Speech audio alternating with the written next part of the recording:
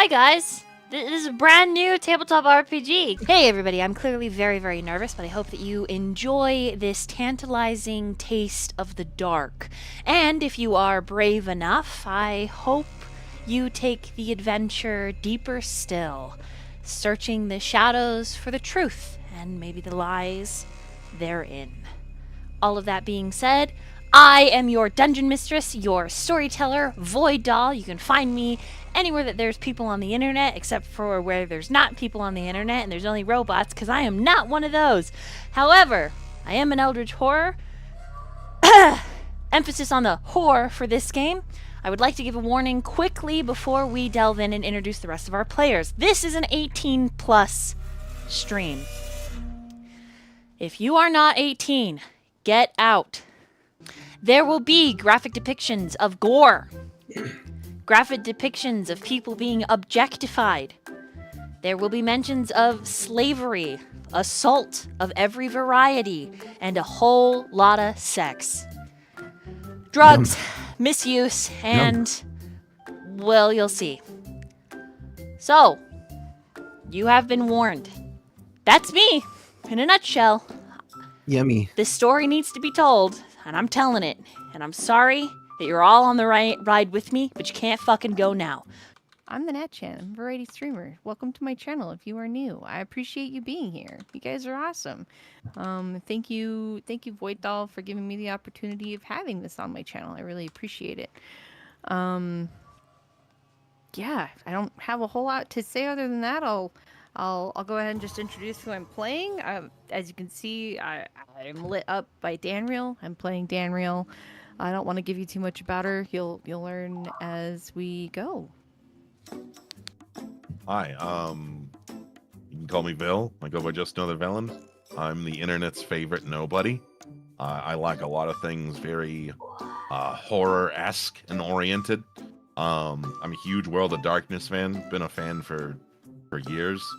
I passingly play D&D, so I'm usually like a fish out of water with this shit. But yeah, I was told this would be fairly fucking degenerate, so I just signed up, strapped in, and Strapped on. ready to strapped. Yeah, I was gonna say it. Yeah, you beat me to it. But yeah, no, I'm psyched. I'm jazzed. I will be playing Ethereal for you today, so that is who I will be playing, and I will be popcorning it over to Sly.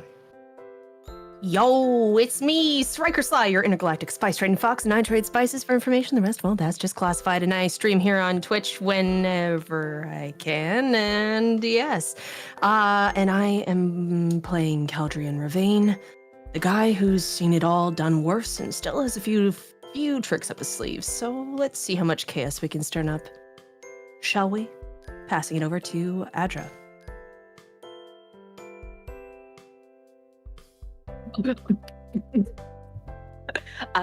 Sorry. I'm Vicious J, or just J. I'm gonna be attempting to play Adra. This type of session is very new to me, so I will try my best. I do have experience in D&D, but again, I have a memory of a Swiss cheese, so nothing is certain. I'm a freelance digital artist, so I draw silly pictures, and I have a humor of a 9-year-old, so I do apologize if I snicker at inappropriate times. Please do. Please. Allow it. No one's allowed to mute your microphones unless there's background noise, okay? I want to hear it all. I want to hear the juicy details. If I'm running this game and it's as degenerate as it is and I'm sweating, I want to hear you sweat. I want to hear the rivulets running down your spine and getting into the butt crack. I want to hear you itch it because it's itchy later. Just kidding. I mean, with Adra, the itching would be done with like her fucking legs, you know, like scratching like a dog behind her ear, as it should be. She's a druid, so a lot of animal jokes. I do apologize. Smelly dog, yes, all applies. Yeah, and I guess that's about it. And I am popcornated to Silvis. Oh, hey, it's me. What's up, everybody? My name is Nathan V. I'm speaking into the MIC. We chilling out here at Twitch TV. We playing some D&D, and I'm playing a little silly guy named Silvis. He's a satyr, a curious little guy, but he's cool, I guess. But I'm a content creator. I do music. I play games. And I'm part of a content team called the Bazaar Squad. So, yeah, man, that's pretty much it. Note takers, get your pens ready. As we begin, and we dive into that which makes this Dark Reign. Go ahead and shift the scene so you can take a look at that map.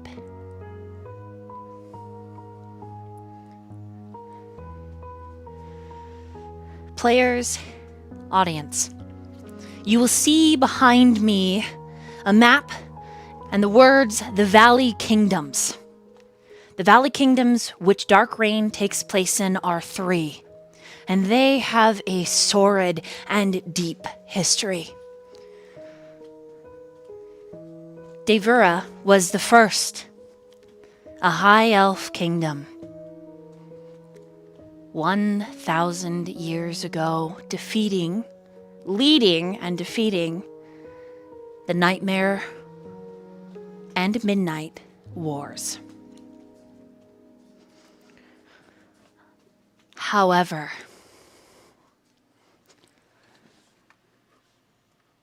all was not well when these wars were finished. A disruption in the high courts between elves of all kinds that dispersed to the common folk and the other races surrounding this valley. The Midnight Wars, aptly named the war against the Drow, the children of malice. But with that nightmare buried deep underground and Devura taking a step into the light, Greymoor was pronounced its own district, its own kingdom. And then the towers of Canicus that were offered up as a sanctum, a holy place, a sacred place, a refuge for shifters, tieflings, those from the Skelath Valley, and Ulfsoon, who hunt the lycanthropes. But in Canicus they found a settlement deep within the mountains and the woods. But there was a high elf who was not well with the idea of Canicus becoming its own kingdom. Neither was he well with Greymoor being allowed to stand side by side with the elves. Devura was renamed Daewin after the great bloodline of the Eladrin king himself, who led the armies of Greymoor, Canicus, and Devura against the children of malice. This other elf, his closest called him Mir,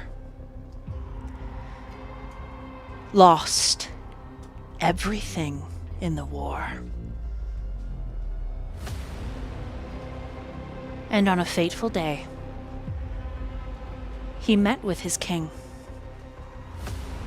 standing nose to nose with the Eladrin king himself, and proclaimed, "You would allow humans that live a quarter of our lifetime power.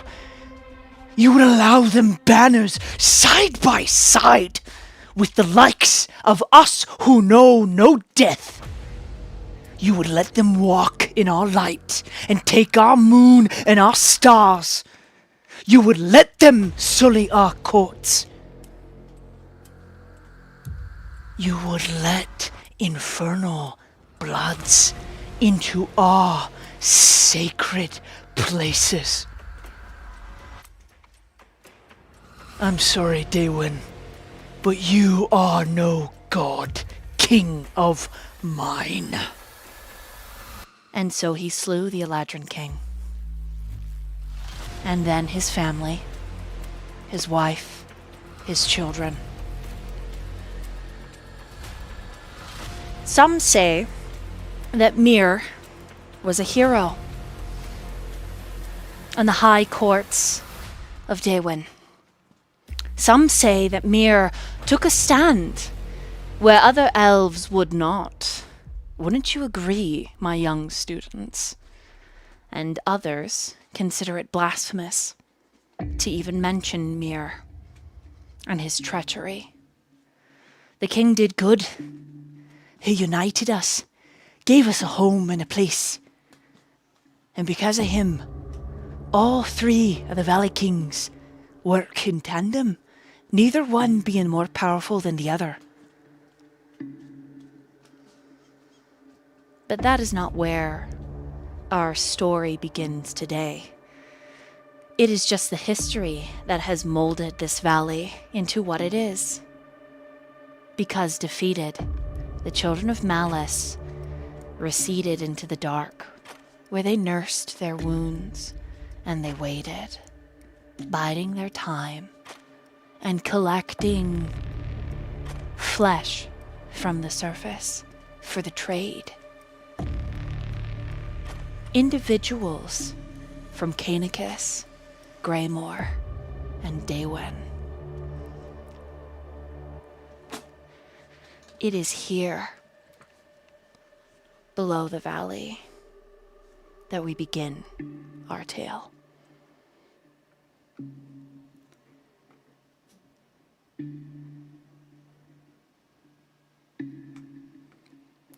Nist Lenore and Araxia.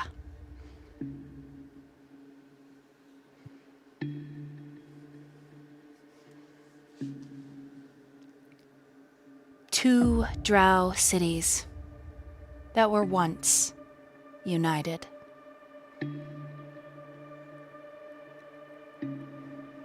In fact, all of the drow cities once united to crawl from the dark and to take the Valley Kings. But today, we start in Araxia, in the house of flesh.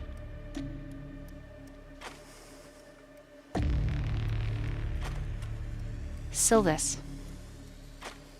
Oh, that's me.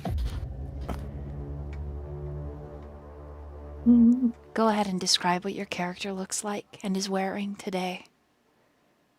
Yeah, so Sylvis is a 5'6", 5'5", satyr. He's got little antlers. Not little, but they're pretty medium sized. He's got adornments on them. He's also got a wreath on his head, messy hair, a beard, but I would assume at this point his beard's a little unkept, a little messy, and so is his hair. Wears robes with some leathers on it to kind of keep it all together. And on all those leather straps, he would normally have, his books, maybe some potions, things that'll help him on the journey. And he's got some earrings and piercings, but I don't know if he has them at this point. That's Sylvis. Ethereal. Go ahead and describe what your character looks like. Sorry. Yeah, sure. Ethereal's around maybe 6'1", 6 foot tall. Dark black fur, wearing what would seem like almost like multi-layered leather armor. Just a lot of straps up the arms and down the legs. some cloth halfway up the outfit. It's like a dark brown, dark gray. Wearing a hood. He looks more panther-like rather than cat-like for a tabaxi, so it's a bit more different than a traditional one, I would say.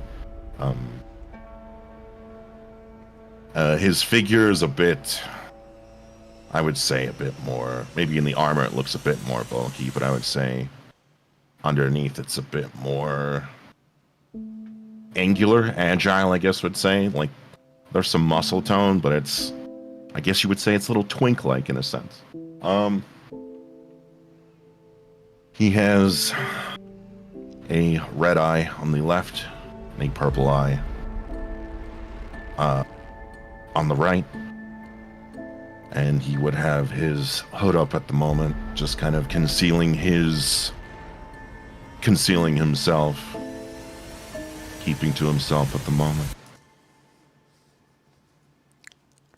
The two of you stand before a tight cage. And inside, the young male looks similar to you, Sylvis, only without antlers. His eyes are the brightest blue, sparkling. His hair is a cornflower color that descends in a mess around his shoulders. One eye is cut below the cheek. The lip is bruised. Standing in front of you, Sylvis, one of the high priestesses.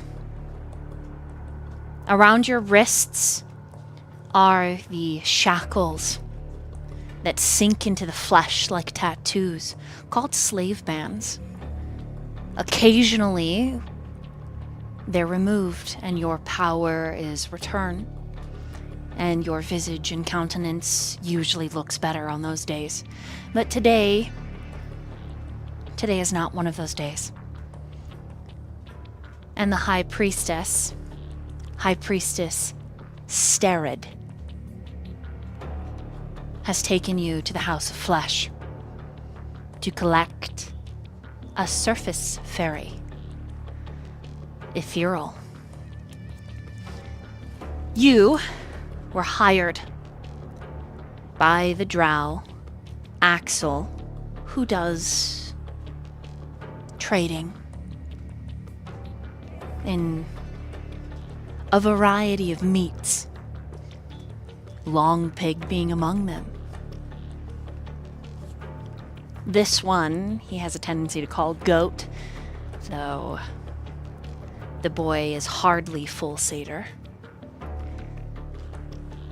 The first moment that you met him, Ethereal, was several days ago, when Axel and his group of bandits caught this young male wandering outside of the city gates. Originally from Canicus, the boy is wearing the uniform of the elite school in Daewin. He's in the same uniform now. Speaking of, Sylvis, what is your passive insight? Passive insight is 12. You recognize the uniform, though it has been some time since you were in Daewin.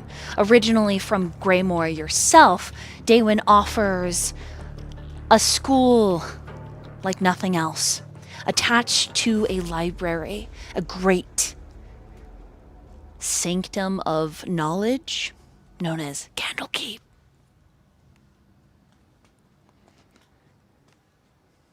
The boy does not look afraid,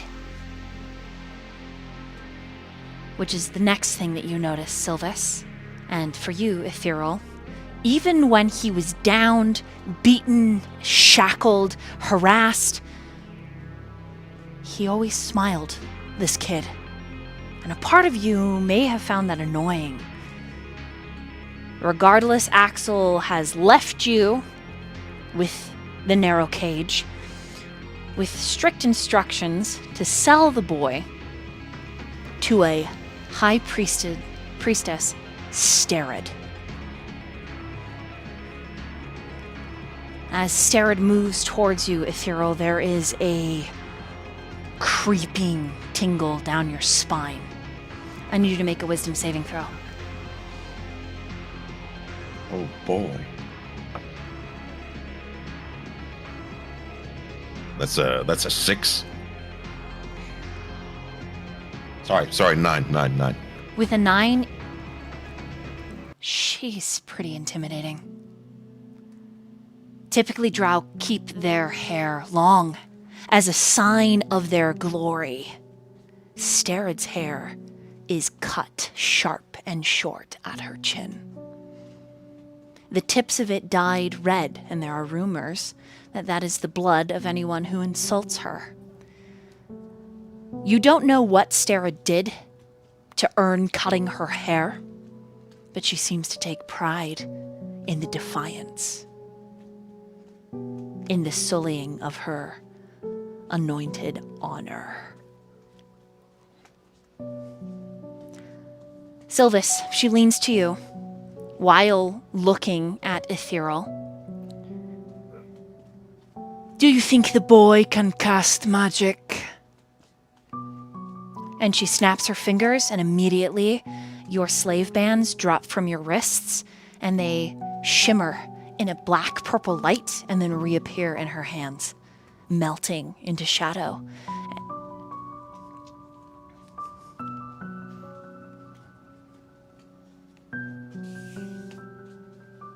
Nathan, are you muted? Oh, no.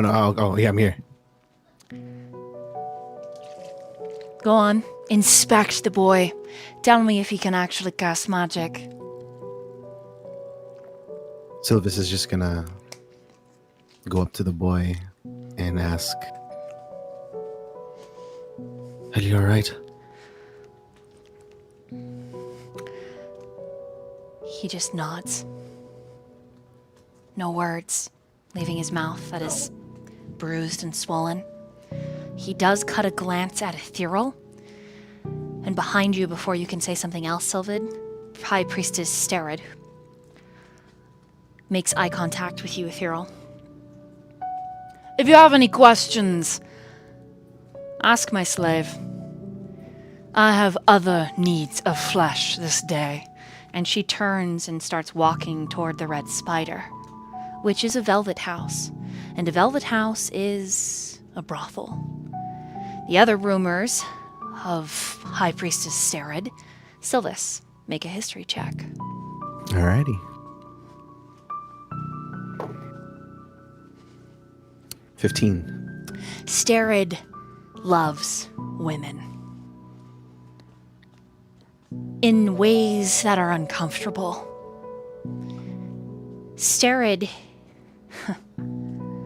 you are not allowed to repeat this, as technically you are a part of Sterid's household. But if no one catches you, no harm, no foul. But supposedly Sterid finds the visceral act of mastication, a woman's flesh, to be divine. It is rumored that her last lover, she literally devoured.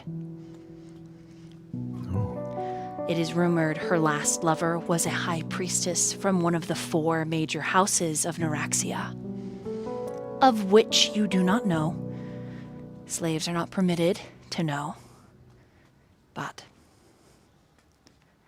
you have your orders. Your assumed orders as well. If the boy can cast magic, then you are to buy him from the Tabaxi. And if you can get a deal, and maybe even buy the Tabaxi, you're welcome to. However, the other part of the scene, insight check, Ethereal.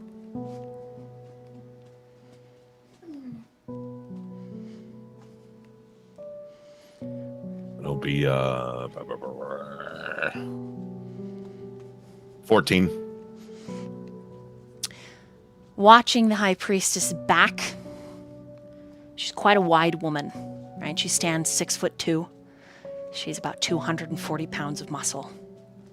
So watching her shoulders that are wide and powerful leave, you are reminded of someone who once held you against your will. And you watch as this drow woman with the short hair and the red tips opens the other house of flesh, the Velvet House, and is greeted by a drow you feel like you recognize.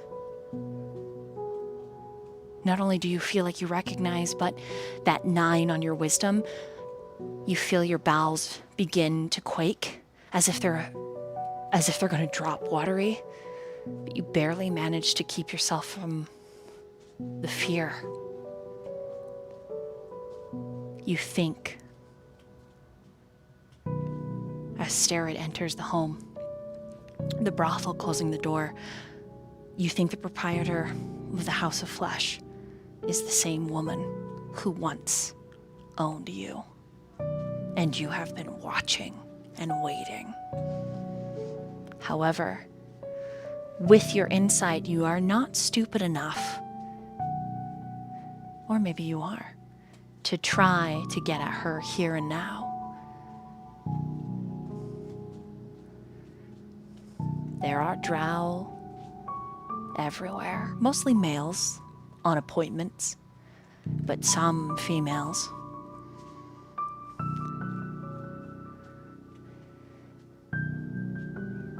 Returning to the scene, the boy in the uniform, the almost satyr, clears his throat, and he reaches through the cage to touch your arm gently. Are you okay? Sylvis, you watch the interaction, and there's a pang. This boy has not been touched by the Underdark yet. He still cares. What do your characters do?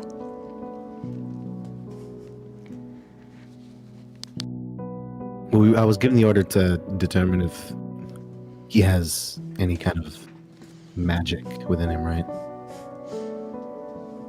Right. Sylvis just says, I'm doing all right, lad. Do you mind if I hold you a little bit? Gives you a small smile and nods. All right. It's going to be quick. Don't worry. I won't hurt you. And he's going to put his hand on his shoulder, and I'm going to see if I can feel any magic, Roll an Arcana. any hint of the weave. And then the boy's looking at you, Ethereal. Are you okay? I'm fine.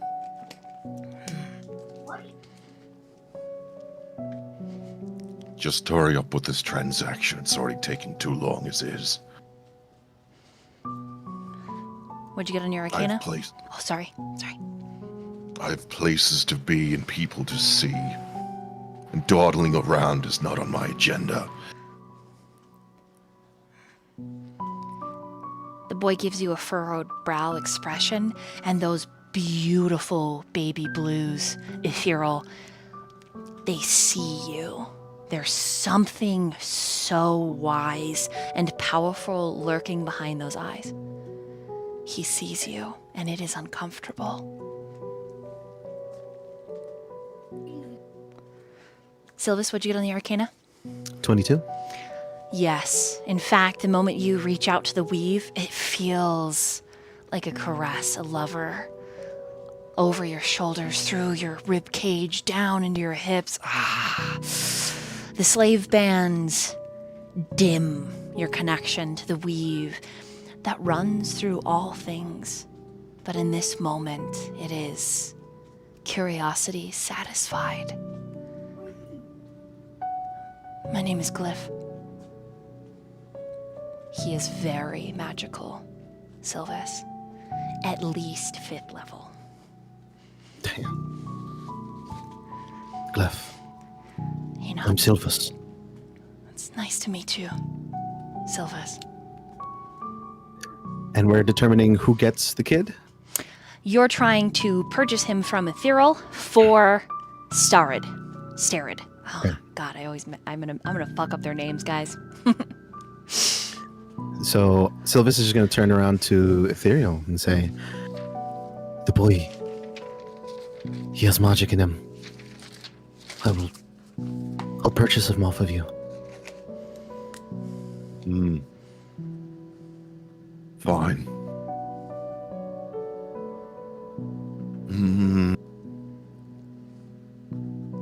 How much? 150 gold.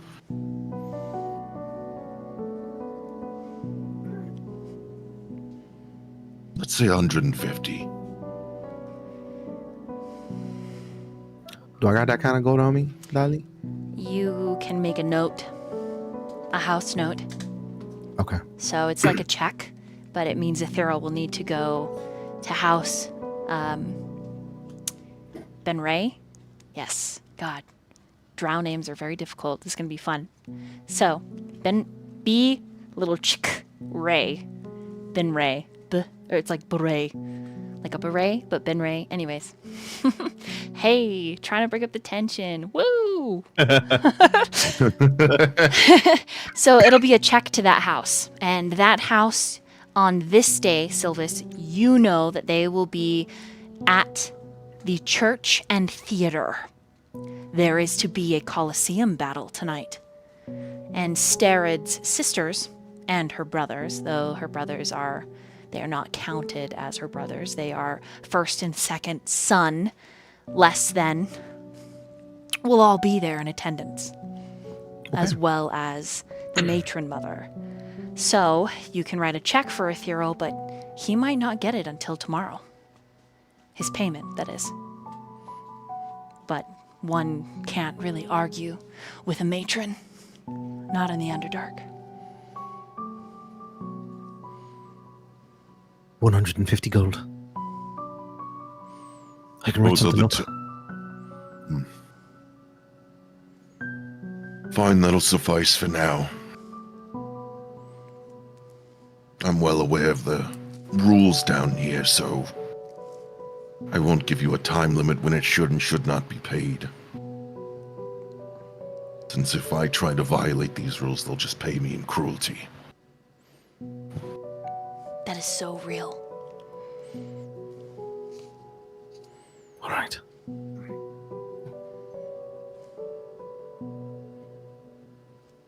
Well, the boy is yours. Time for me to move on and get out of here. And he hands you a key to his cage. All right. And he reaches out his hand to handshake you. Let's go to business. Business, right. He'll shake your hand.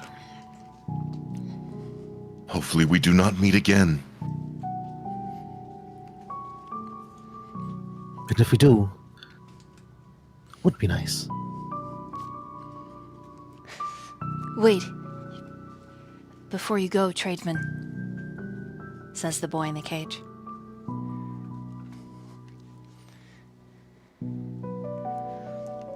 Speak. I have two questions. Well, a question and a statement. The question. I'm looking for someone. And since you're familiar... And he looks around to make sure Ajax isn't near, and he's not. A tiefling. With long elven ears. Eyes like violets.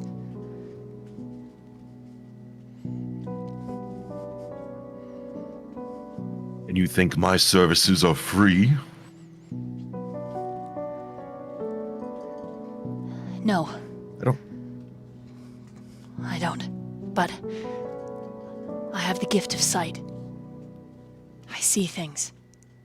Sometimes It's broken, like sense, sounds, sights, but the woman you're looking for.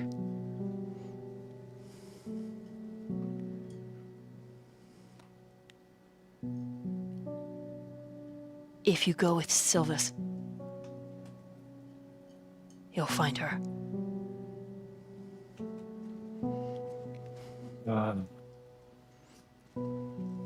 Ooh. Fine. Is that pain Fine. enough?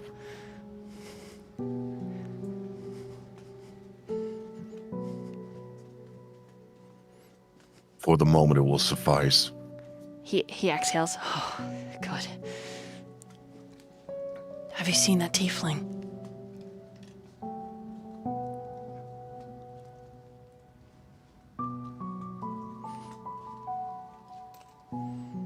Still talking to me? Yep. Did you or your band capture anyone? To you, he would just look like a tiefling, but he's so much more than that. Would I have seen the tiefling? Storyteller? Roll a history.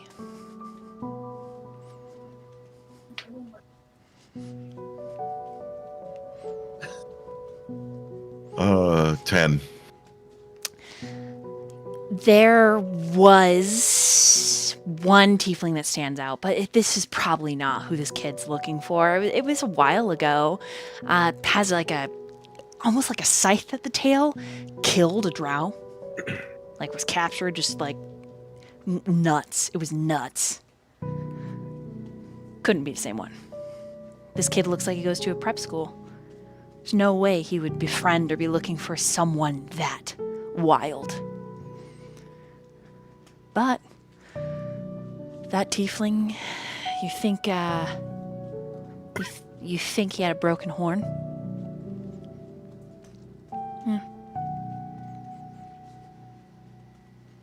And they were captured. Yeah, and brought down here. Not by Ajax, different crew. By different crew, I mean a genuine drow raiding party.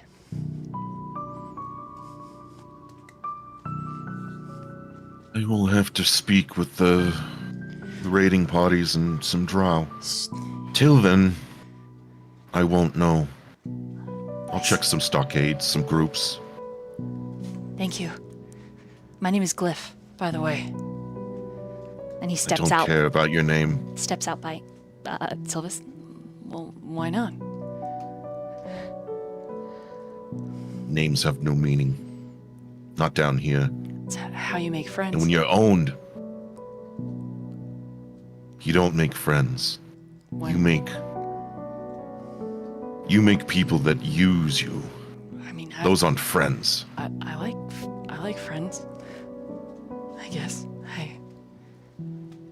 And he just kind of looks down at the ground. My sweet summer child. Oh, yeah. Just wait. Oh, yeah. It literally, the innocence oozes off of him.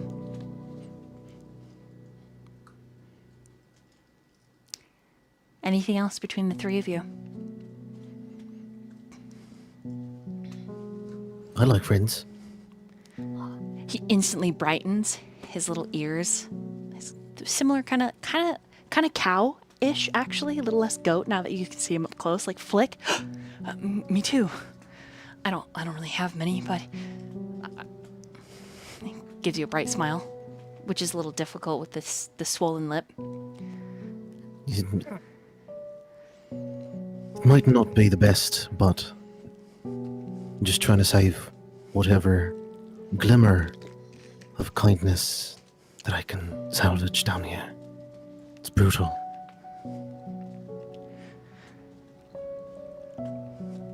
Glyph does not say anything more, but he does. You feel his light shrink, and a worry permeates the air. And then the two of you move on. Ethereal, do you go? Do you follow Sylvis once Sylvis takes the boy?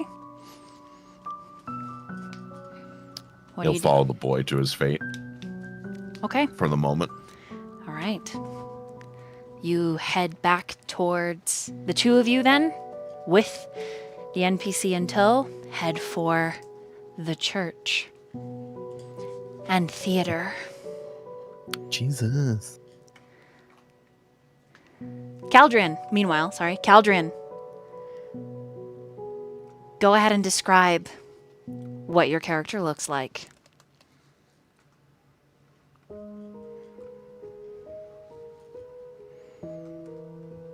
Sorry. Caldrian is tall. He stands at 6'2", and he has this undeniable presence, this quiet menace. He has this midnight blue hair that glints subtly in the darkness, as if capturing the faintest of light in the Underdark. His eyes are almost like amethysts.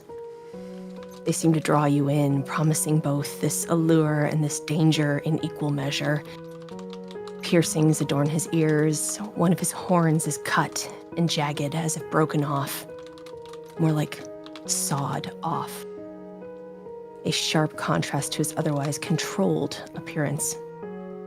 His face giving nothing away. His tail is scarred, chunks missing from the side as if though carved into a weapon. And it sways with the restless energy, but there's some kind of... doesn't move very smoothly. It's almost as if it's a struggle to shift it side to side. Draped over his broad shoulders, he has a collared cloak.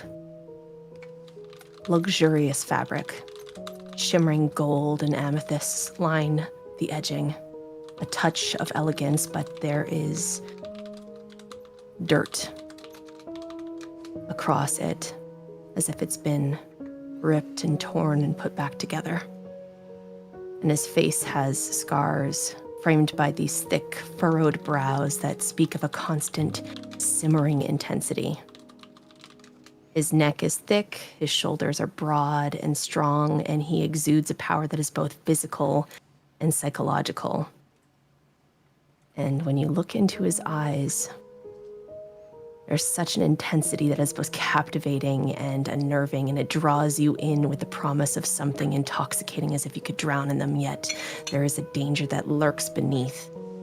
And if you get very close, you can see that there is something shimmering under his skin, as if something is moving beneath it, beneath that pale composure.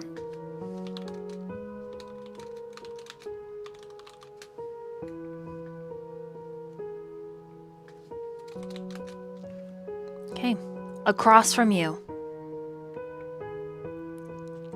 Let me describe where you are. You stand in the Colosseum below the church. There is battles to be held tonight. There are two houses fighting for dominance. A lot is on the line, on your shoulders, Caldrian. If you fail, you will be traded to a different matron mother. And who knows what lies therein. The house that you will be traded to is one that, well, their last high priestess had to cut her hair. A dishonored house. And if your house falls to the Benray house, you will very likely be hunted in the streets if you are not with protectors. Granted, you're scrappy and capable. And so as the sand of the Colosseum crunches beneath your feet and the smell of sweat and the chill of the earth seeps into your bones, making your tail ache, even as it slides restlessly behind you, you see across from you, there are two Colosseum competitors. Danriel, go ahead and describe what you look like. Danriel is tall. Again, similar to Caldrian. She's about 6'2", 6'2 and a half. She is very muscular. She is built more practical than ripped, though. She's a little soft, but she definitely looks like she can throw people. She has long, mostly black hair braided back. The fronts of it, though, are a red. And she wears a simple cloth, very similar to what you would see in actual like gladiatory arena. She has a sword on her shoulder and a very battered shield at her side. And she wears a scowl with burning pale green eyes.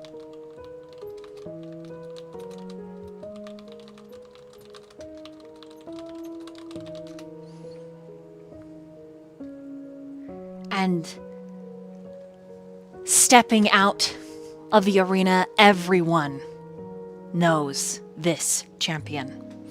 This champion is a favorite of the matron mother that simply calls herself Mother. You are Mother's favorite. Jay, go ahead and describe your character. So walks out a very tall elf, but it's kind of hard to decipher her total height. She stands around like 6'3" or something, but her shoulders are a little bit like hunched, so the posture isn't too confident, so to say. Her skin is like, because the lighting also doesn't show properly like what the color is. The color looks faded, basically. So you can assume that maybe once she had a healthy tan, but it's no longer there. And I think the most noticeable part of her would be her eyes, where they have this like very pale whitish glow to them, but like you see no life in them. Like it feels like she has been drained entirely of any joy or happiness. Like this place did something to her. The clothing is an interesting mixture of not really showing too much skin, but still a lot of it is shown, because her middle part is like wrapped in thick fabric, but her sleeves and legs are like leather bound in a way. But everything looks stretchable and adjustable for some reason. She walks out, doesn't really look at you like at all, kind of like spaces out a lot, and just her feet shuffle like through the sand of the arena. Go ahead and put your token down on opposite sides of the gate, please.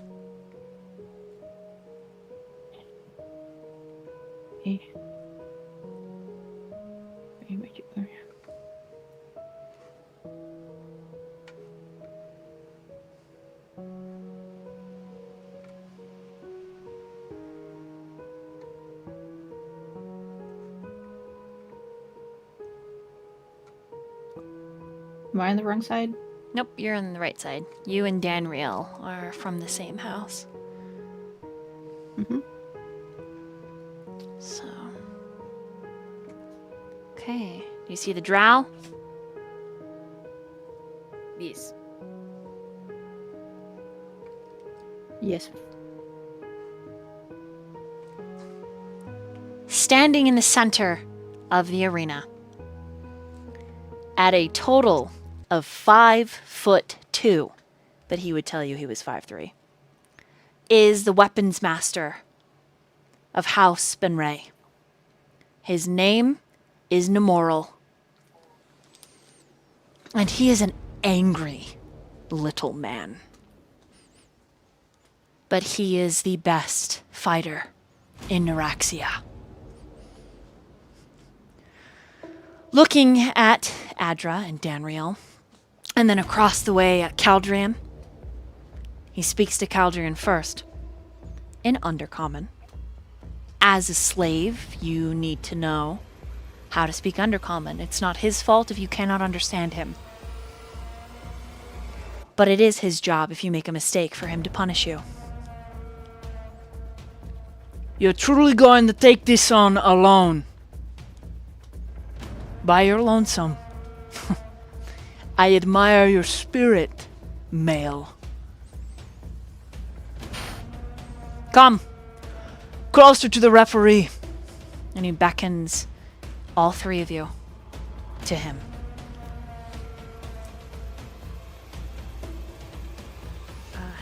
How close? Right up beside him. Like right up? Yeah. Like hello. Yeah, like he's gonna talk quietly. I mean, You all tower over him, but for some reason there is still a presence here.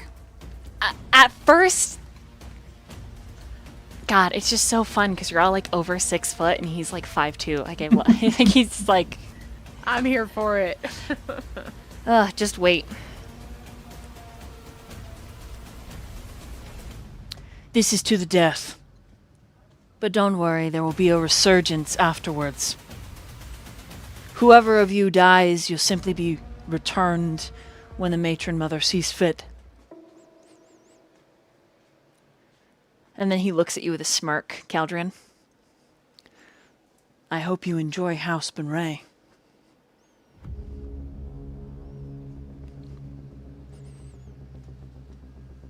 Caldrian's glare shifts into this half smirk, half frown. You can kind of see something weaving underneath his eyes.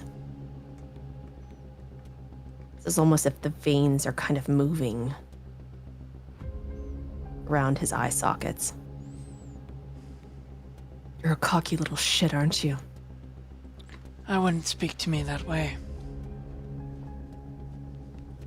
Or there will be no blood sport, and I will simply behead you here, or spill your guts into the sand and let you die slowly.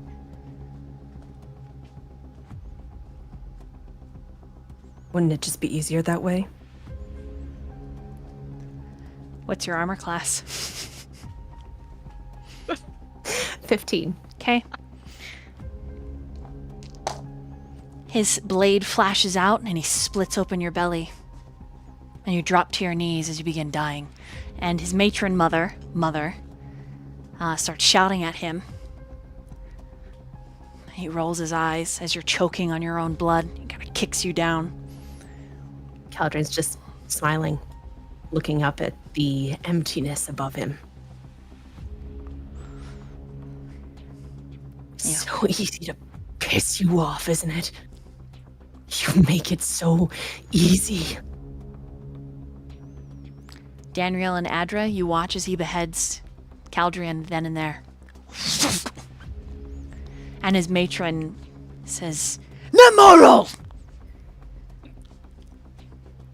he just turns to look at her. Defective. Sorry, mother. The other priestess is heaving, her lined face drawn in tight rage. And she shouts, "You have delayed our entertainment, male." He motions to Adra and Danriel. Go back to your rooms. Hurry.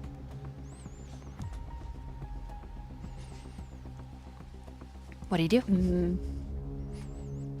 Before I follow suit, I just kind of look at the blood pooling through the sand, just like as if I'm looking into something, but as well, there's nothing there. I'm just like spaced out a little bit, and then like very slowly I turn around and go back.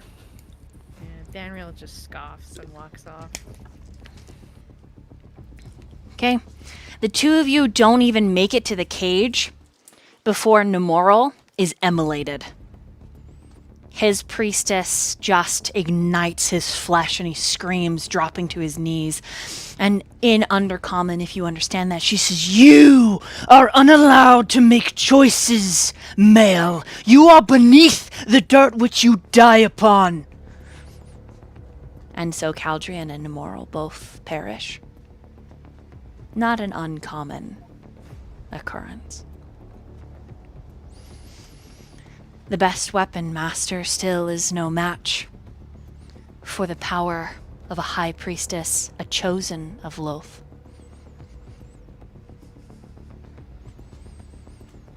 And so it is delayed. Sylvis, Ethereal, go Yes. ahead and put your tokens into the Colosseum. Oh, my little guy. And we're going to take our first break right here. Hell yeah. Alrighty. Alright, guys, stick around. We'll be right back. Woo, woo, woo, woo, woo, woo, woo. Okay. Adra and Danriel, your slave bands are recuffed to your wrists and you are escorted back to your waiting chambers. In fact, you live under House Benray. You are kept in meager conditions. The rooms spelled so that you can never leave.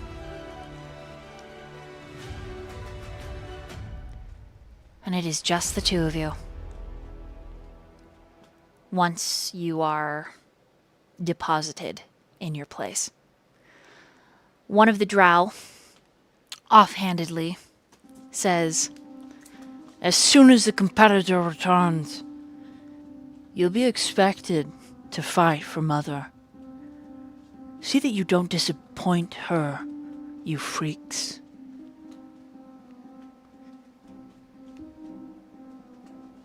I just glare.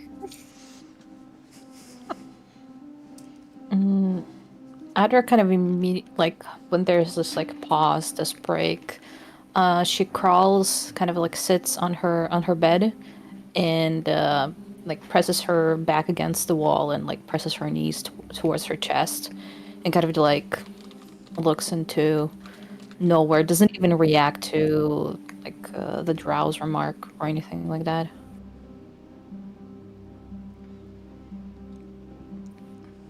Danriel paces. It's not like a swift pace, it's like a slow back and forth, but she is clearly full of anticipation, sitting still, not being anything she wants to do right now, so she's just quietly pacing back and forth. You can probably hear her sandals on the sand. And then and after a moment, I think she'll just quietly say, "How long have you been here? Might I ask?" I don't quite remember. It has been far too long. Long enough, then. She kind of like inspects fucking words, inspects her nails like a little bit, and she does look up towards Danriel after she talked to her, looks her up and down a little bit, and and kind of like turns away again. I need the both of you to make a wisdom saving throw. Oh One check. boy. My first roll.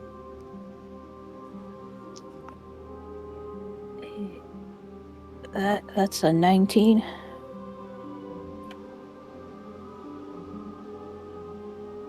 Hold on. It's a 16 for me.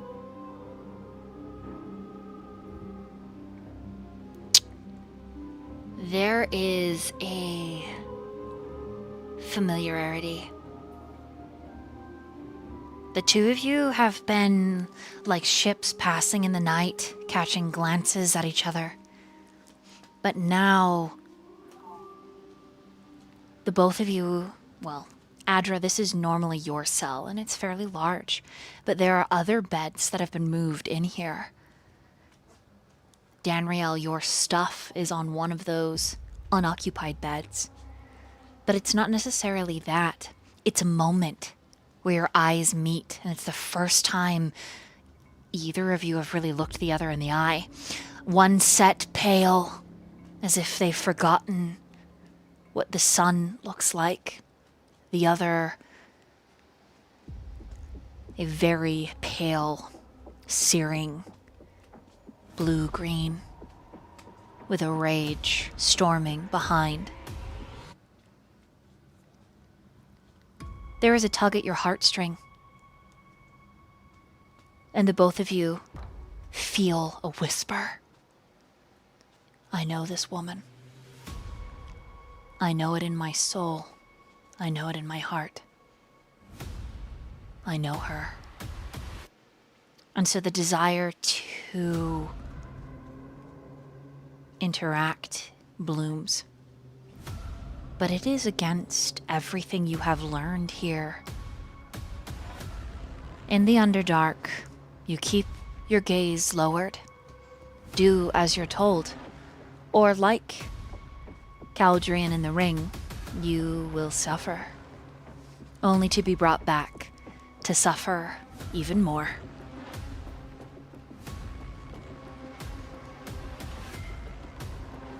What do the two of you do as you wait?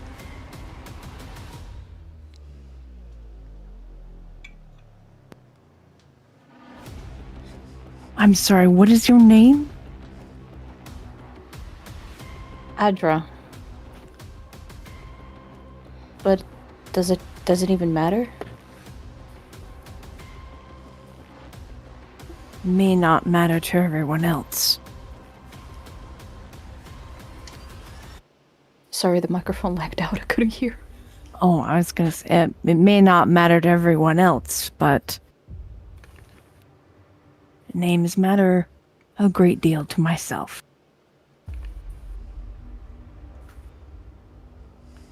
She looks at you, like again, kind of inspecting you for a little bit. And yours? Danriel. There's something in that name, Adra. I need to make another wisdom saving throw.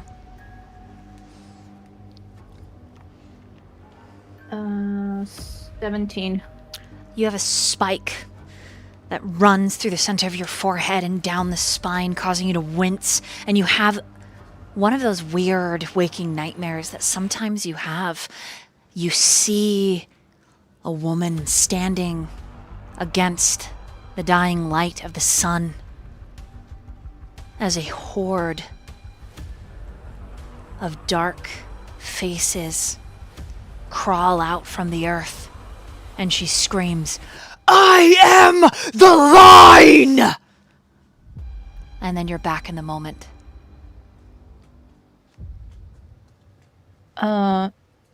I stand up. I slowly shuffle towards you. And I'm still a little bit taller, so like even my posture like straightens a little bit, and I walk up to you and start to sniff at you. Kind of inspecting, like, because I'm very much confused why, and have I smelled you before? Danriel just stands her ground. Who are you?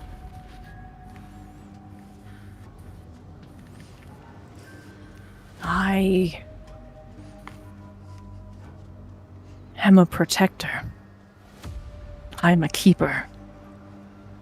I am the line. There is something steadfast, Adra. The scent is not necessarily familiar, but it is pleasant, albeit lined with a bit of sweat and dirt from the Colosseum. But this woman, this connection that you feel, hope never usually blooms in the Underdark. It's so foreign to you, you've almost forgotten what it's even called. But nonetheless, there is an ache that fires off in between your breastbone. And Danriel, you watch as Adra's eyes water.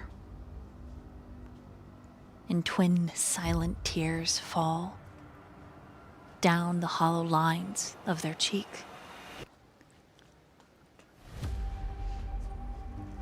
There is a banging on the cell. Hey! And the two of you jump back. You didn't think it had been that long, but no one really knows the time that passes in the Underdark. Are the two of you done in there? Just waiting for you. I don't even reply.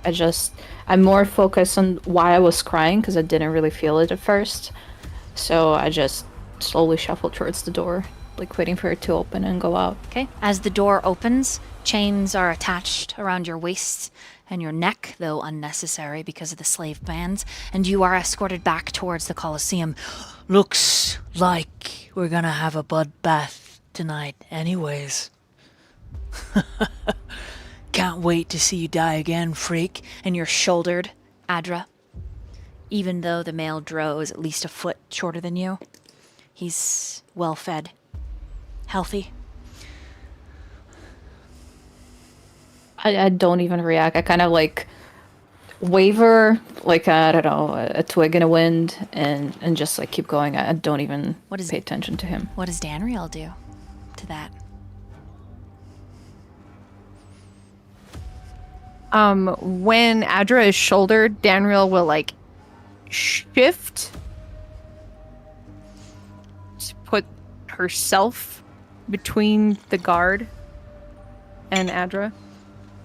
She doesn't say anything. She just looks at the guard. The guard looks up at you, chuckling. A little defensive, are we? That's good. You still have fight in you. You can never take it out.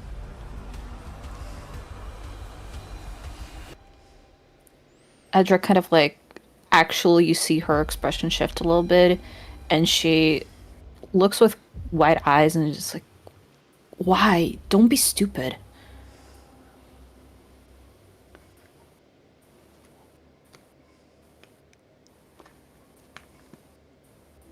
I will never see my actions as stupid when it Soon means enough. defending another. Soon enough, you will. The drows laugh. Listen to the freak. She's got it right. You're gonna die down here, big woman. And he flicks one of your muscles. And we're gonna keep bringing you back and killing you over and over and over. And we meanwhile... That actually, Oh, sorry. Adra twitches a little. So sorry, it's just like, when he says like, bring you over and over again, Adra like twitches a little bit at that.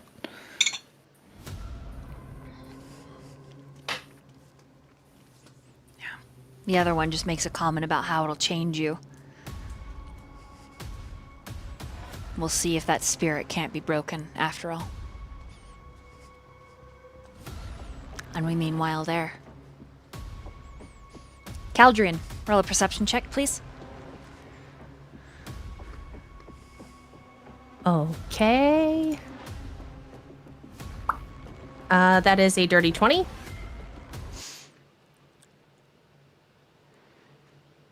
When you open your eyes, you know that you're dead. Because you have found yourself here before.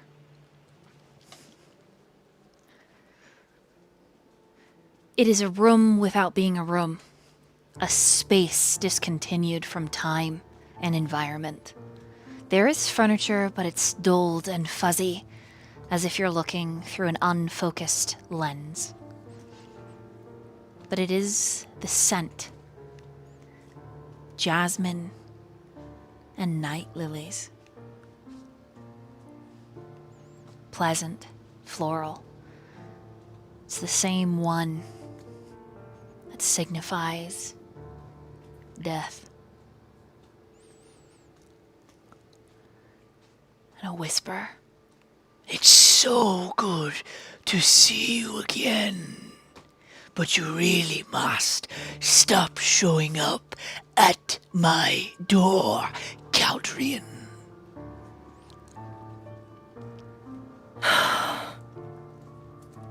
But it's just so much more fun to be here than it is to be up there.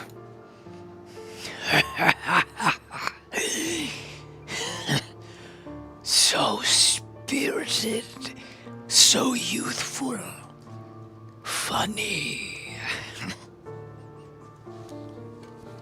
There's a light that suddenly blooms, and it's also out of focus. But what is in focus is the chalice.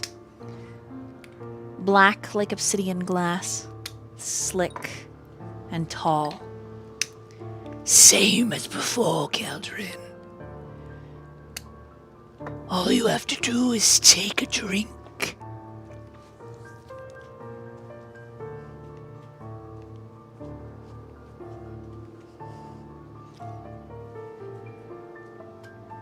Same as before, nothing changes. Nothing changes. And you feel the presence shift in the room. A blurred shadow that hurries from one corner to the next of this liminal space. What if I want more?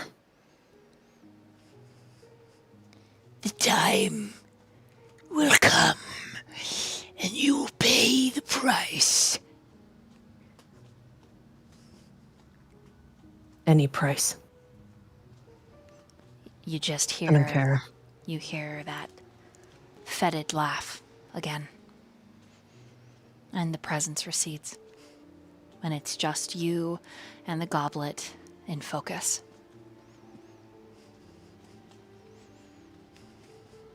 He walks over to the goblet and strokes the rim of it with his long taloned finger.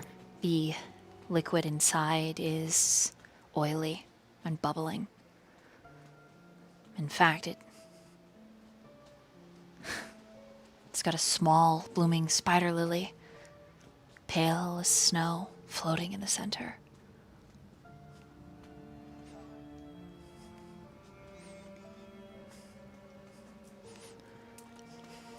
His forked tongue teases its way outside of his lips, and he brings the goblet to his mouth. And there is a slight hesitation. In his other hand, his talon digs into the palm of his hand, and he crushes into his own hand, drawing blood. And he takes a drink.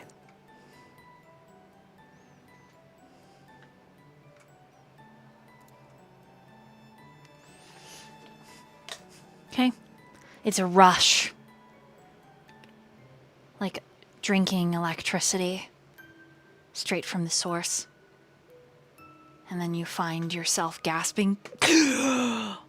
But what you awaken to makes very little sense to you. Nat, go ahead and change over to the Roll20 screen. Standing in the middle of the arena is a half-orc.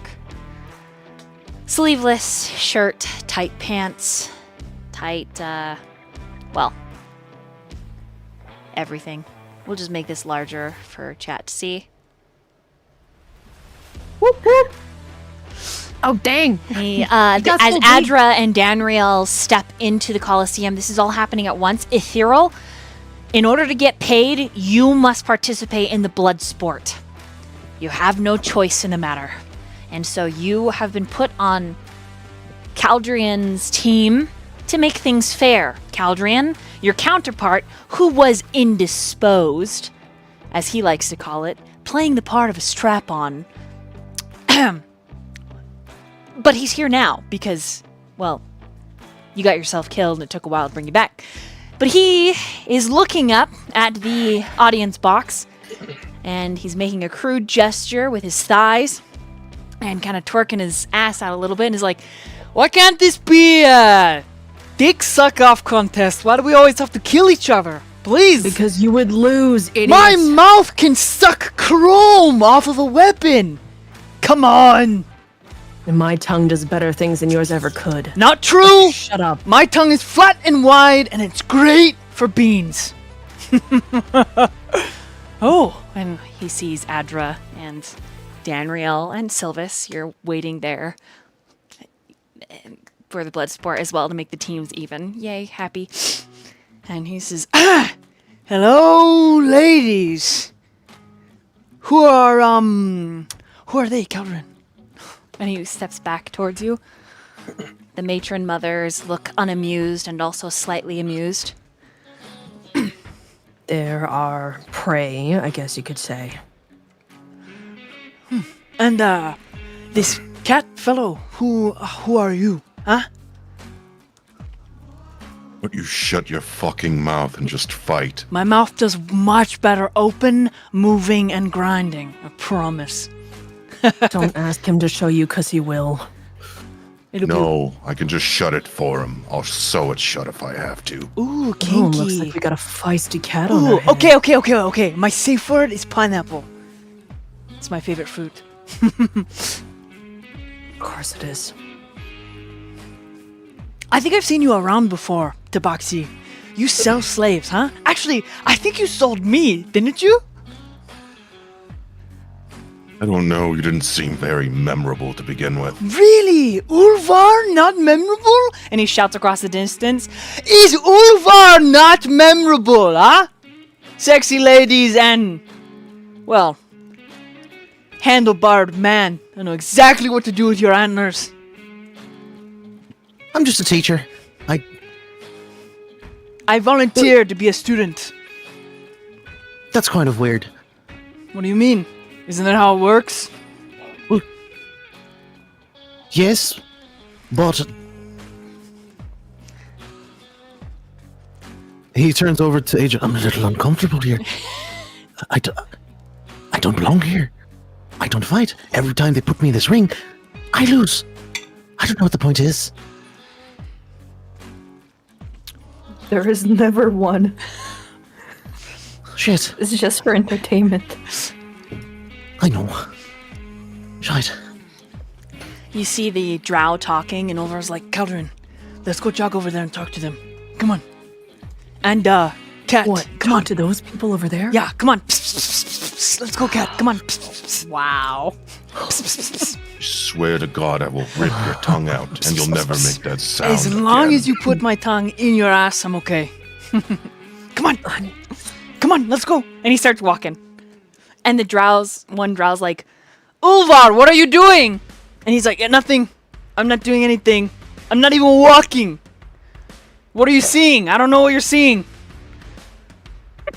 I'm moving so slowly. Danriel's just watching them approach. Her jaw is like clenched and working, and she just grips her sword tightly.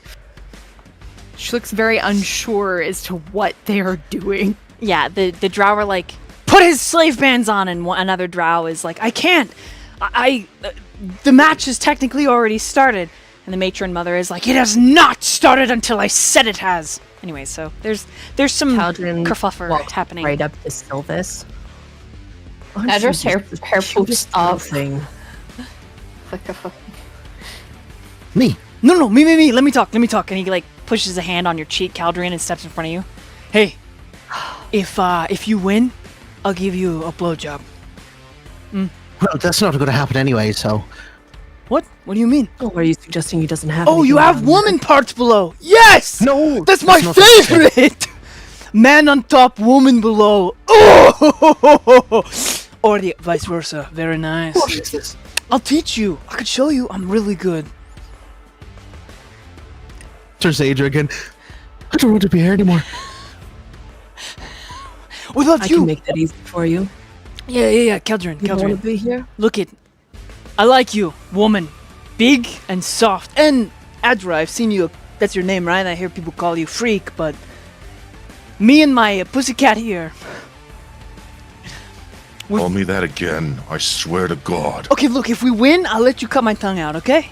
Nice. Huh?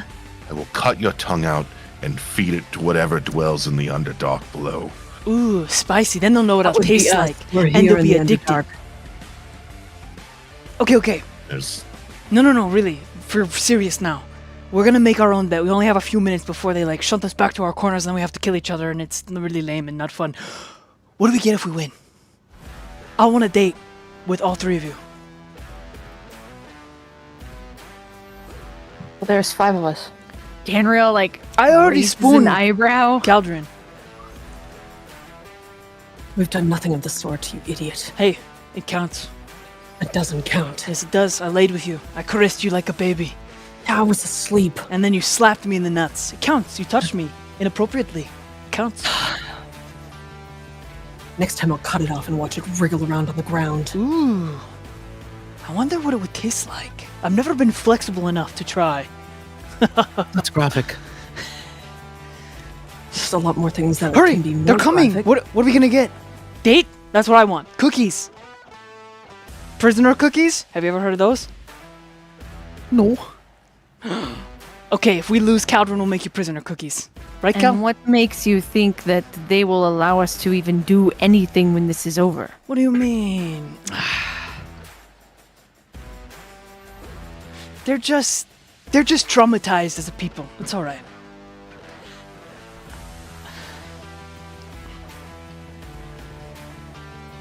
Right. What about you? Freak. I mean, Adra. Which one do you prefer?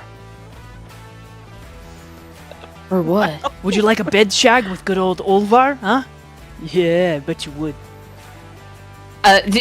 She's silent, but she like looks him slowly up and down, raises one eyebrow, kind of considers. I want to see what you have to show on the ring first. You want... He looks at Cal, slaps you in the shoulder. I'm sorry, did you say you want to see what he has to offer in the ring? It's up to him what he's willing to show. Oh no, what about you, Cat? Since I don't have your name. You don't deserve my name. Okay, well what do you get if you win or Mongrel. lose? Win or lose, I walk free and I get paid. Are you sure about that? I don't know. I have freedom. Do you? Yeah. It's up here and he touches his mind. A wizard told guess- me it's called a mind palace. I guess a mind palace can be an empty head as well. So are you sure they're gonna let you go if you lose? Or do you Don't not actually plan know? on losing. Okay. I will win. Okay. All right. And at that point, Mother, not the other older priestess, but Mother shows back up, and with a single snap of her finger, you are thrown the like 50 or so feet back into your corner. And she sits.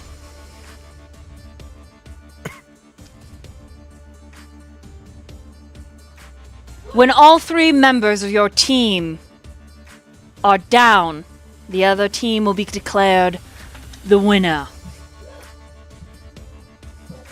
Do try to make it as spectacular and bloody as possible. And at this point, there's everyone from the two houses seated on the stadium-like stands, watching. And Olvar points at a couple of them and winks. There is one drow, lesser drow. She flushes and giggles. And then he elbows you, Caldrian, and says, "That's the one." Shh. The one up there. Yeah, she thinks I'm handsome. Is it you she thinks that you're handsome, or is it your cock? I don't know. It's all Probably me. not you. Little Olvar is still connected to Big Olvar. They are the same Well, thing. he is quite little, isn't he? Still gets the job done. Barely. Psh, you clearly have never had sex with a woman. It is the motion of the ocean that I matters. have had plenty of relations with women Of course you have. and men alike. Of course you have. Yes, of course. I believe you. Really? Yeah. Such an asshole. And Mother says, "Begin!" I need everyone to make an initiative check. Caldrian just turns to Olvar and he says, "I'll take the little one. I'd like to take him for a spin." Oh, please don't. You can't hear me. Get out of here. I know you can. Initiative. 22. Oh, nice. That's what I got. Let's go. Murder partners. Yay.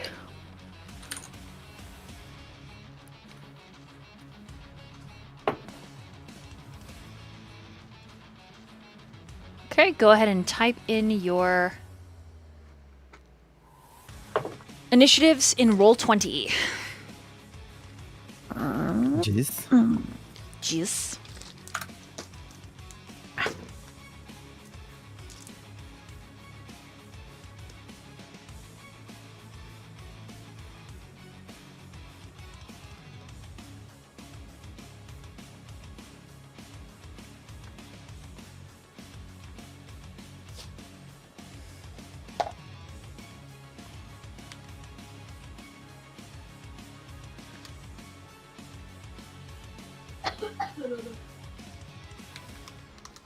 Okay. Caldrian, you're up first. Okay. I need you to How very roll fun. a d20. Okay. Another one? Yep, just a flat d20.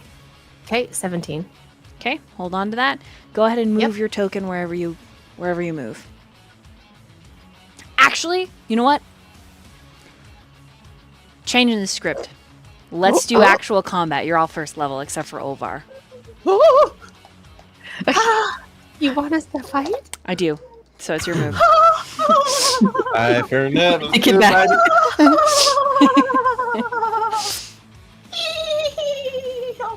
Flipping the script. Instead of quick combat, you're all level 1. Let's go. Okay, well, yeah, that totally is fine. Yeah, Let's see.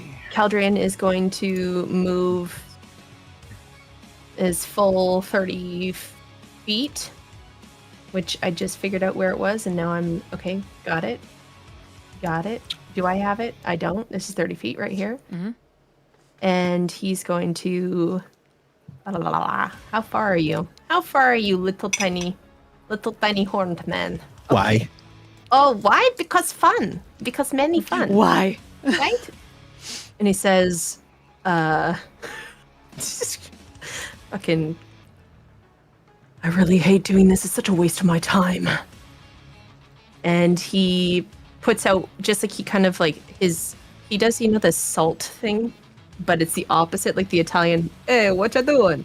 Oh, what's the matter with you? But he does that, and then he just flicks out his finger, just one finger, with his taloned, just one talon, this black, inky talon, and just Eldritch Blast at Sylvis.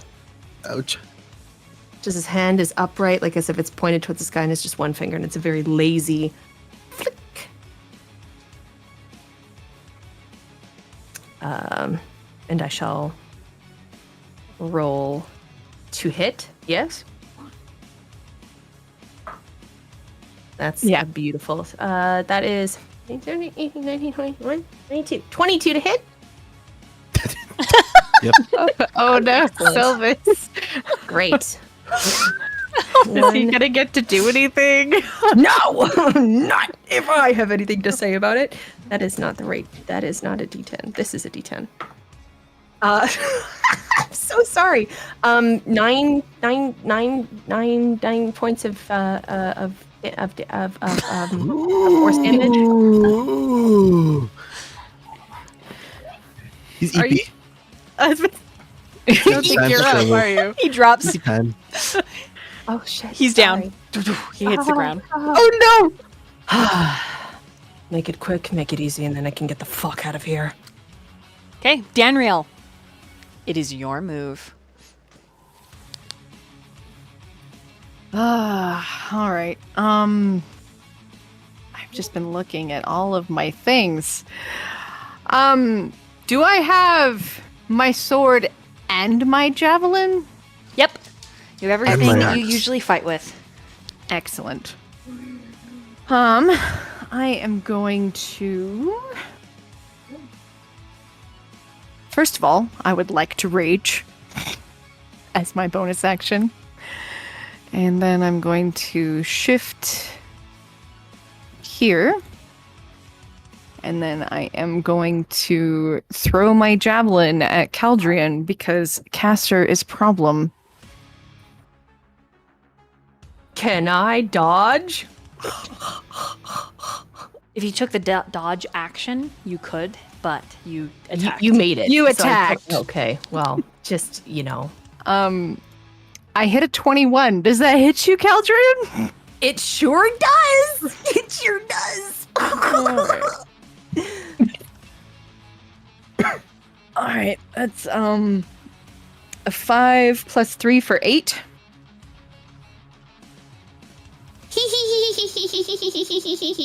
Yeah, you hit me for 8. Yep. Okay. Okay. Do you drop? That's my round. You're damn right I dropped. Caldrian And he's like, drops. Sweet relief. Okay, Adra.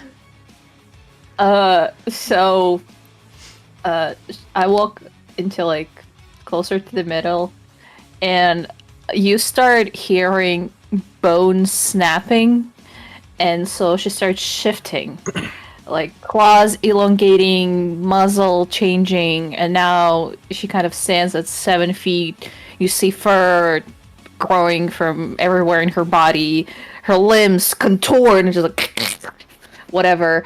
But do throw a wisdom saving throw to be frightened or not. Ethereal and Ulvar. It's gonna be an 11. 11. Yeah. Ulvar Hit. is turned on. He pitches a tent in his tight leathers and is like, "Oh fuck yeah!"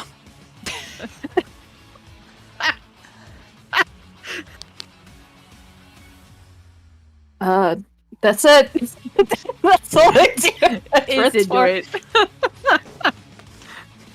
All right.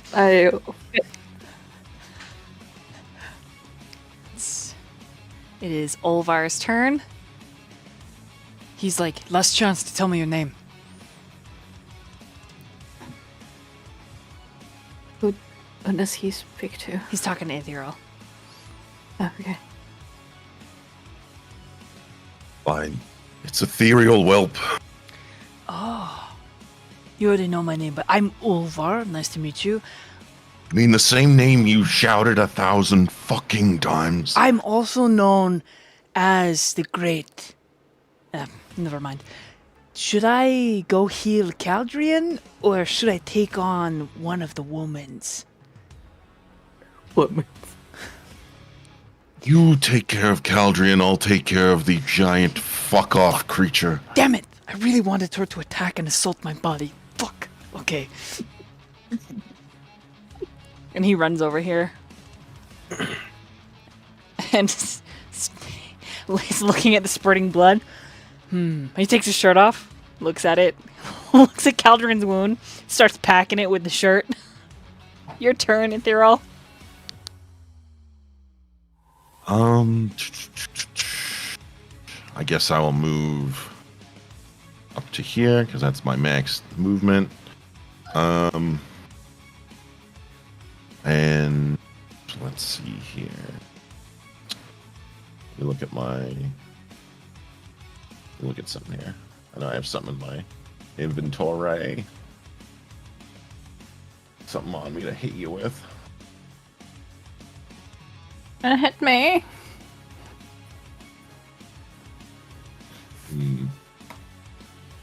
Well, wait.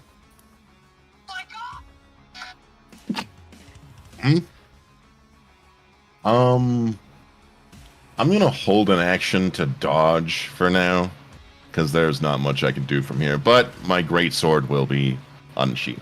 Okay. Sylvith, death saving throw, but message it Okay. in your private chat so no one can know. I hope you die. No, just kidding.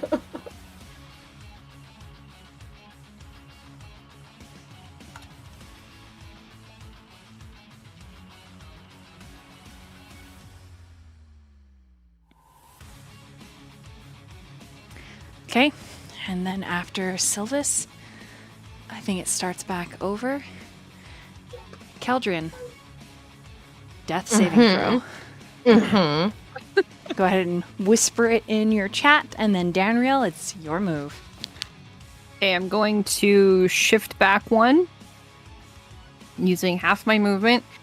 I'm going to use Healing Hands on Sylvis. It only gives him 1 point, but it'll get him back up.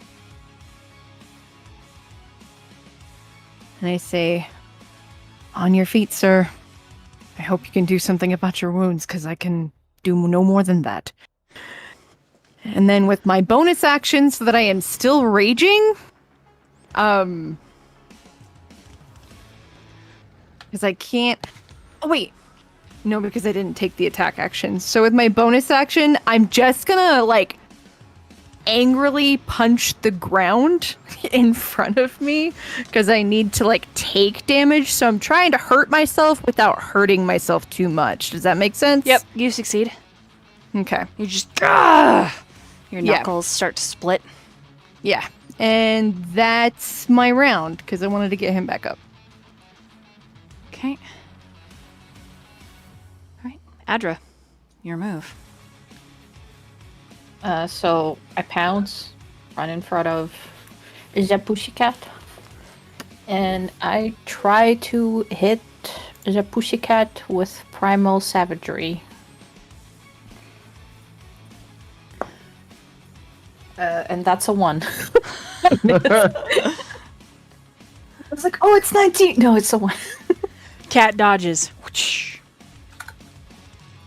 It's all the dodge, yes. Anything else for your turn? No. Okay. Ulvar, you hear him swear Ethereal, and he's like, I have no healing ability! Caldrian! Why did he offer to heal if he didn't? And then he pulls the javelin out of Caldrian's chest, and he's going to throw it at Danriel. What's your armor class? 18. Okay, he hits. 8 points of damage. Okay. Ethereal, your turn.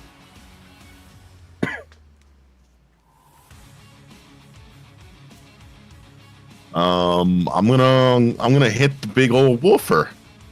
Give him the old slap and tap.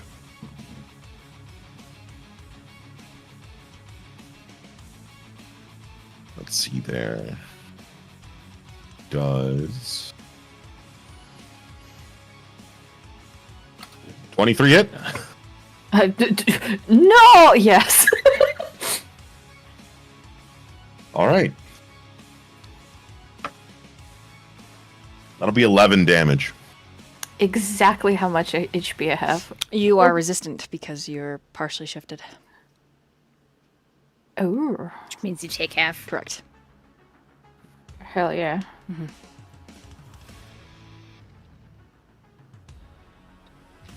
Is it gonna be 5 or 6 that I take? Is 5. like 5? Okay, got it. And that'll pretty much be my turn. Okay. Sylvis. First level combat. Sylvis, it's your turn. Blah, blah, blah, blah, blah, blah. Sylvis gets up, dusts himself off, looks at Danriel and says, "Thank you. I'm Sylvis. We have shit to do." He's gonna move Danriel. over here.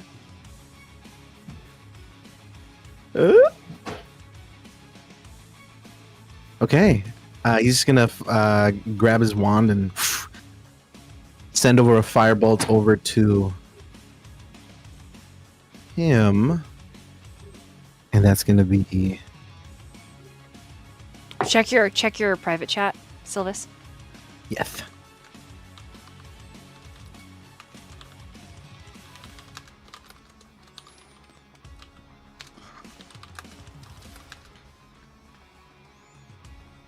Okay, let's see here.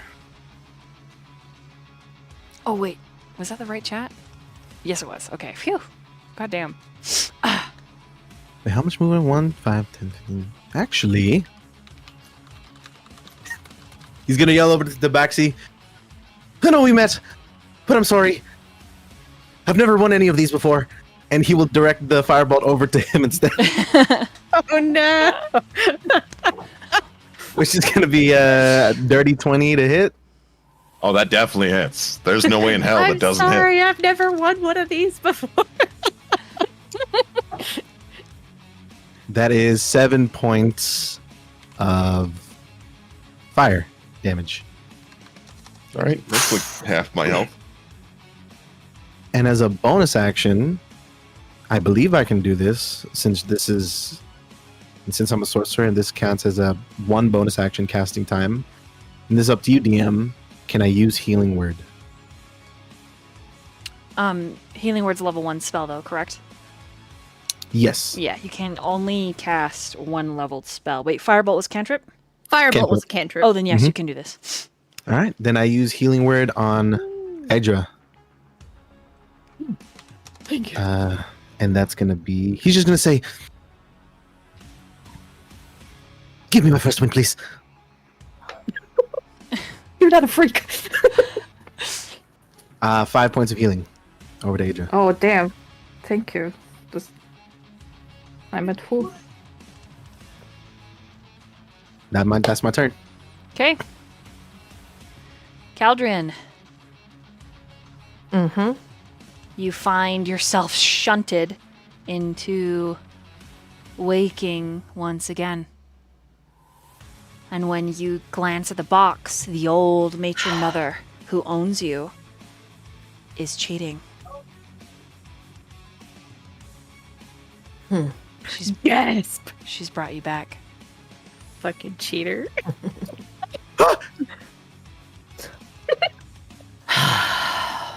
God damn it. Just be so much easier if I was just dead and stay dead. Ulvar, what the fuck are you doing? I was packing your wound, and then I got distracted, and man, I really want her to harass me. Can we just win this? What if we And don't go home. What if we don't win this? Huh? And then what? I don't know. We get to share a bunk with the pretty girls. What do you mean? You want? We'll get closer to antlers that way. I mean, why not? I mean, the kid's whispering. He's like, I mean, the cat might be a slave at that point, but he's not very nice. You think you're very nice? all I've And you think I'm very nice? you're a great guy. What do you mean? Bullshit. You're so nice. You're so sweet. You're so My God, you comforting. just never shut the fuck up, don't you? I have I'm ADHD. sorry. Yeah, that's fine. You know what? Let's just win this just for pride's sake. No. Let's You lose. want to lose? Okay, so you what would you like me to do? Stab you? Yeah. You want to kill each other? Can we make out while we're doing it? No. Not unless you have something to offer me. Lame. What are you going to offer? I mean, I give you a blowjob later. With your flat tongue that likes to flick the bean. Dude, it's wide and it's muscular. Come on. Caldrian's tongue flicks out. It's nothing like mine. I mean, it kind of is. It's just, you know, a little bit of a wound. And we're taking up too much time. Lose with me. Ugh. Do it. Come on.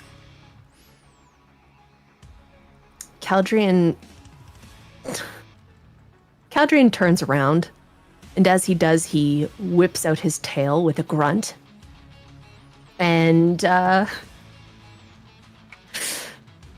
cuts across Ulvar's throat. Roll to hit. With Oh, I'm advantage. so sorry. Did I do that? Oh, my apologies. Totally accidental. It has a mind of its own sometimes. Good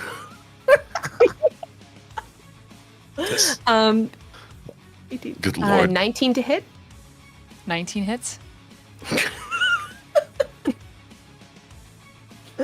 Oh my goodness, I'm so incredibly sorry. Oh no, Ulvar. Oh my. Oh gosh. Actually, I totally fucked that up. It was not 19. It was I totally fucked that one. What was it? 15, 16, 17, 18, 19, 20, 21 to hit. Regardless. Good God.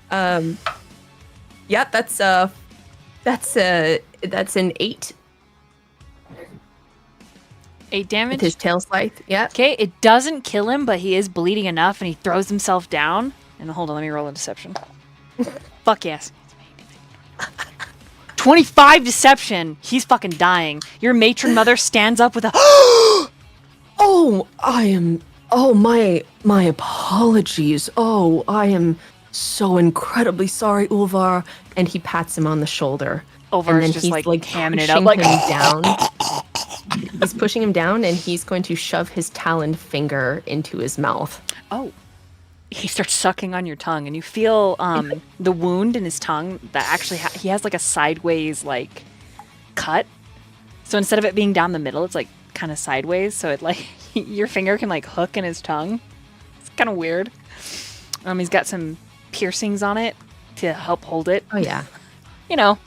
He grips it in between two of his fingers. He's gonna like pull on it and be like, "It's so nice to see you down on your knees." I'm supposed to be dying right now. Yeah. Come stop. Yeah. And he's gonna throw him down and be like, "Oh, I can't save you. I have no healing magic. Oh, Holy shit. oh, such a shame." Okay, it's Danriel's turn.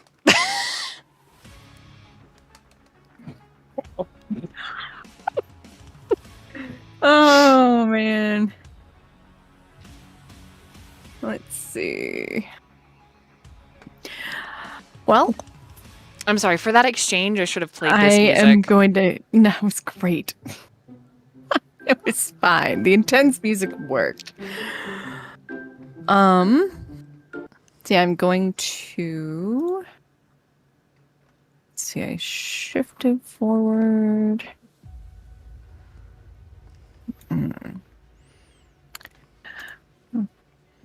Let's do. Okay. All out of javelins. I will be throwing. So I can't get to them this round. I will be throwing my short sword instead. Throwing that bitch.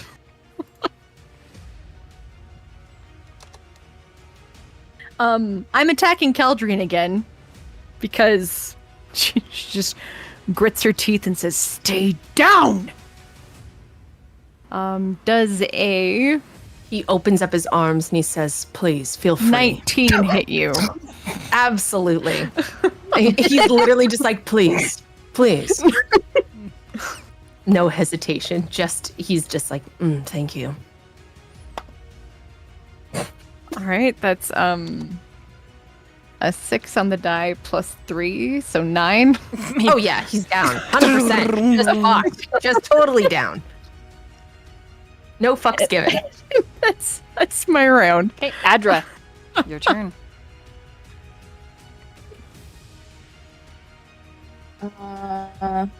15 to hit. Hits. So her already long claws extend even further, and it starts seeping with poison, and she like slashes across your body, and that's a 5 damage. 5 damage. All right. Noted. Okay. Ulvar's turn. He's like, dying more. Ethereal, your move.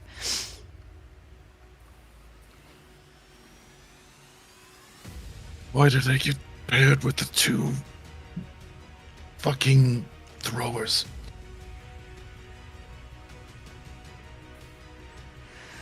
And he just looks up at Adra, like gritting his teeth, like showing his fangs. You hear the matron mother that basically shanghaied you into this, screaming, like, get up and fight! And then mother is just sitting there, silently, still. All right, let's see if we can hit the. She just calls back at you, showing her fucking giant werewolf teeth. Yeah, he doesn't back down. Yeah. 23 hit again. No, not this time. Yes, of course it is. Thanks, Jack. 7. So that would be 3.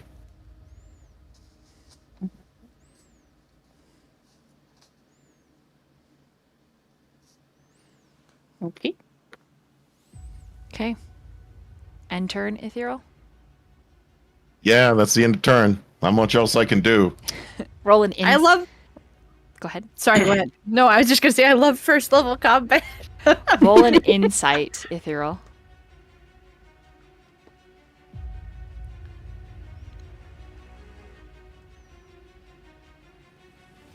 Uh, 10. Okay, you don't pick up on it. Sylvis, your move. Caldron's still up, right? No, Caldron's down. Sorry. All right. Let me. Caldron and Uvar are both bleeding over there. Cross of All right. shame. Haldrian has the creepiest smile on his face, even in death, and his arms are just spread out, and he's like still like just on his knees with his arms spread out, head towards the sky, but he's Impaled. bleeding out. Yeah. Yes. And he's smiling, and it's like absolutely terrifying. Okay. Sylvis is just gonna look around and say, "They'll be brought back, right? They always will. They're always brought back." Oh, shite. All right. And he casts magic missile, and 3 missiles go over to Ethereal, which is gonna be. Hiya. 9 damage in total.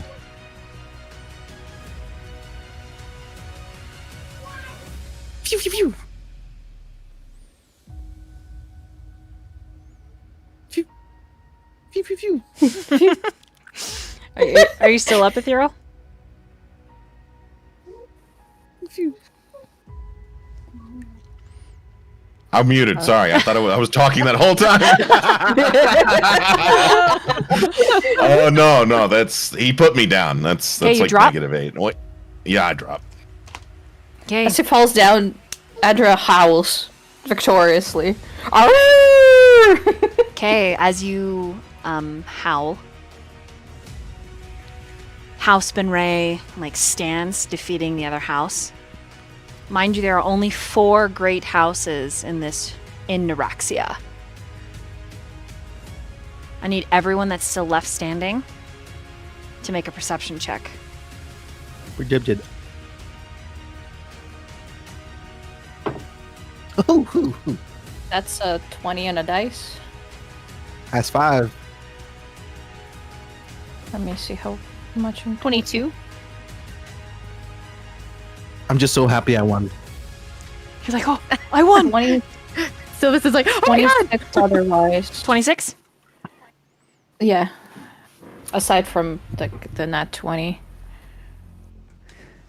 Okay. And then I got 22. As you look around, the matron mother of the other house, you see a blade through her chest. Oh. And standing behind her, a beautiful, pale elf. And with one command, House Benray leaps into action. House Nyx is destroyed. And we're gonna end there for tonight. This morning. Ooh. I'm mad! Danriel's mad! Mad. That was awesome. Thank you so much. Let's go. Hell yeah. Everyone's great so far. I can't wait for more. I died 4 times today, guys. I died so You hard. bullshitter. It feels like you legit are into dying. Like so far, that's what, Possibly. I don't know. Like- Maybe. Who knows? or you really want to seduce the Undertaker, whatever entity you meet down under. Go ahead and switch to the just chatting screen. E. And I will end us off with a few chords.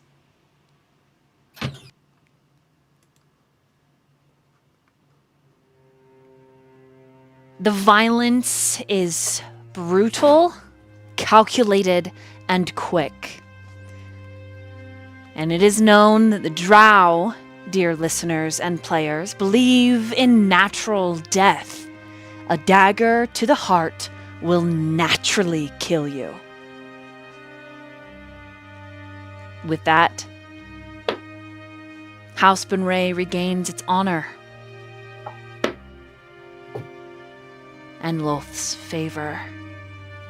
Tune in 2 weeks to see what other fate, ill or otherwise, befalls our adventurers. Will Ethero maintain his freedom? What will happen with the tiefling Glyph was looking for? Will we see Nemoral again? Will Adra and Danriel have more interactions? Will hope bloom in this battlefield? Or will it die at the hands of the dark? Are you brave enough? Thank you for coming to the first session of Dark Reign, hosted by TheNatchan, told by VoidDoll, players, the incredible Striker Sly, Just Another Villain, the Nathan V, Vicious J, and TheNatchan. See you next time. Woo! Ooh, thank you. Oh, yeah. I am